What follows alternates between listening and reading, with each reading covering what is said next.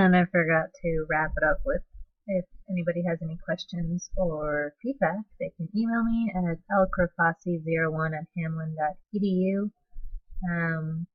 This research has really pushed me to think about my low literacy ESL beginners that I teach, in that my tasks do mimic real world enough as much as we can in my class, because I do help them practice dialogue, practice it without a script, practice interacting with others under time constraint, and try to make them speak faster and think faster.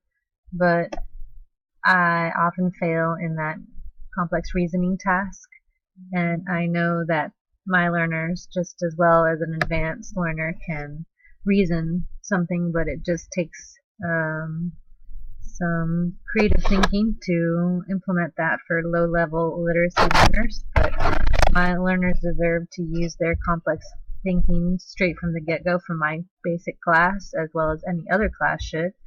So it's just a really good reminder that we all should be using that top hierarchy of complex task design in our classes as we're scaffolding up tasks. So that was my biggest takeaway. And if anybody else has anything to add, get a hold of me.